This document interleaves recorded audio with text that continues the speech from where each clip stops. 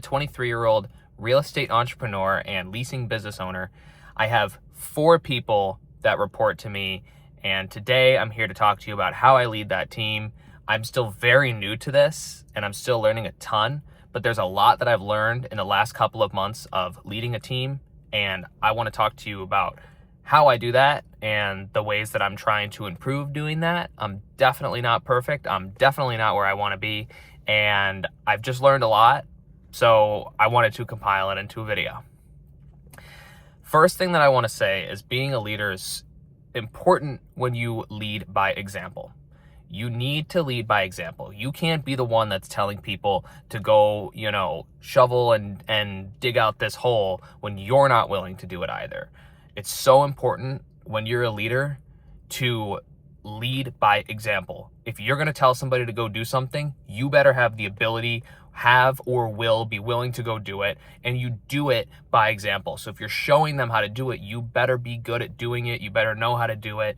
It's super important that you lead by example, because if you're just telling somebody to do something without any proof that you have the ability to do it, or without any proof that you have the willing or the want to do it as well, then they're probably not going to want to listen. They're not going to believe that you are giving them the right directions to do it, and it's not going to work out. So lead by example. Tell straight up that you've done it before and show that you can do it. You know what I mean? Next thing I want to say is you need to give people that work for you every single resource that they need to win. I tell my employees this all the time.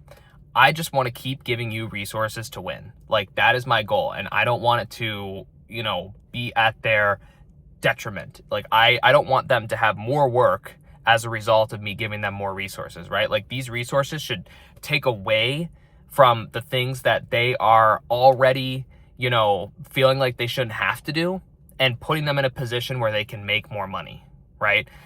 So you always want to give your employees as many resources as possible to win, but also to do their job. I've seen a lot in different corporate settings that teams will be given no resources. And if they are given resources, there's blocks put on specific, decisions that need to be made, or the resources just aren't there. And I've learned through being the person who needs the resources and also the person who is providing the resources that you need to give resources to win. You also, next up, need to give your employees, when you trust them, right? Like, you can bring somebody on under a temp agreement, but once you trust them, give them the ability to make decisions. It's so important to allow somebody the ability to move past you when making decisions, especially if it's about money being spent, that's completely different, right? I'm talking on a day-to-day basis. Your employees should be able to make decisions and not have to stop and ask you every time. And that's going to make it easier for you as the boss, president, CEO, because you're not getting phone calls all the time.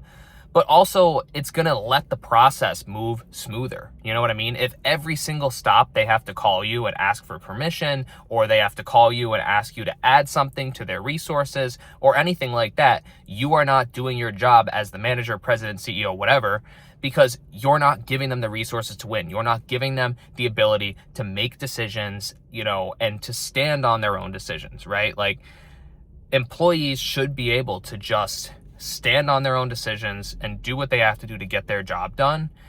The only way that I see an exception to that is if they're spending money within the business, or if they're spending up to a certain amount. You know what I mean? So if it's $100, I don't really care. You know what I mean? Go and do your thing. But if it's anything over $100, you have to reach out to me for a decision. That's different, But giving people the resources is super important. Giving them the autonomy to make decisions that help them do their job better, faster, more efficiently is also super, super important.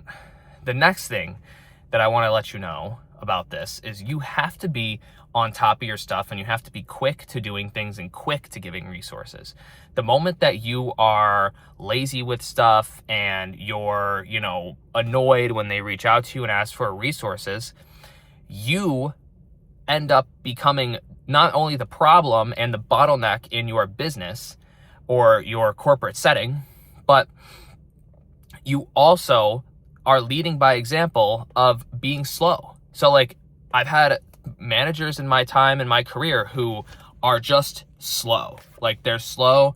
They don't want to be quick to the ball. You give them a task, you ask them to do something, they never do it. They're disorganized. They, don't run their business correctly.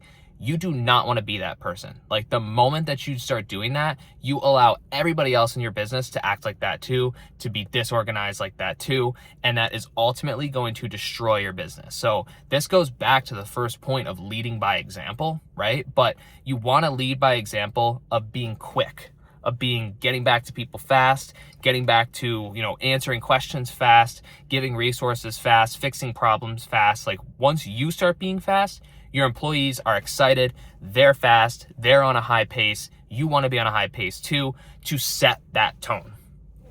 As I move into that, I think the last point that I want to make here, short video today because I don't really know much about this topic, but this is just what I've learned.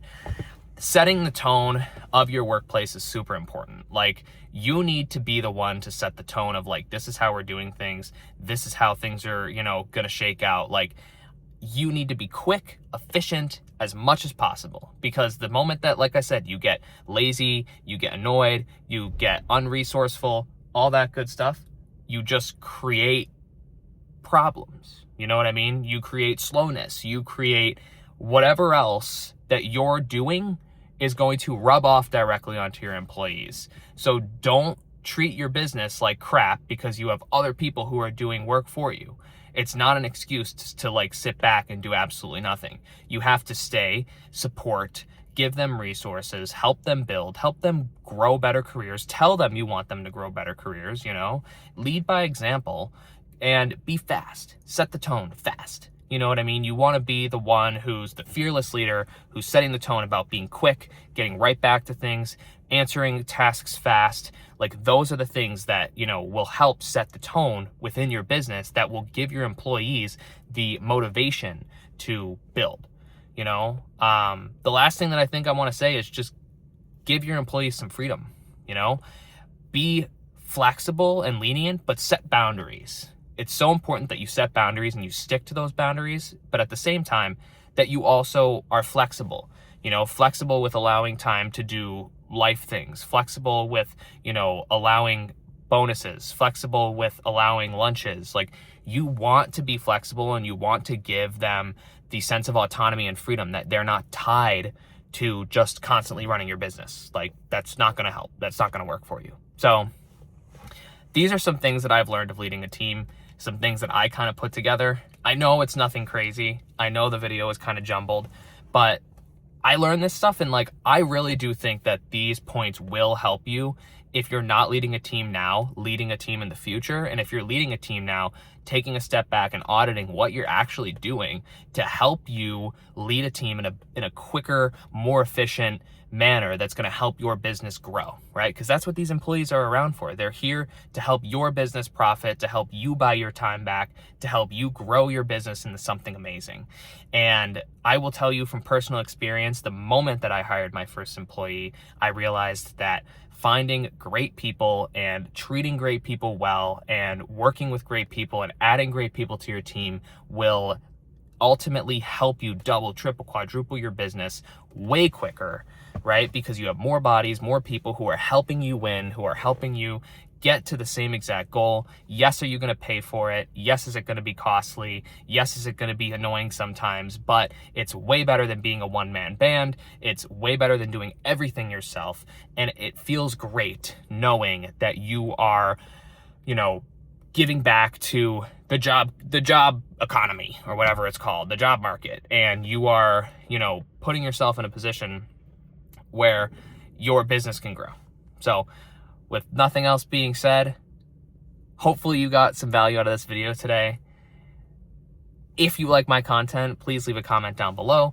If you want to support me, leave a thumbs up. Thank you to all my people who are constantly in the comments saying hello, giving me support. I love you. I move on with this channel because of you, because I know that we're helping people, and that's all that I'm looking to do.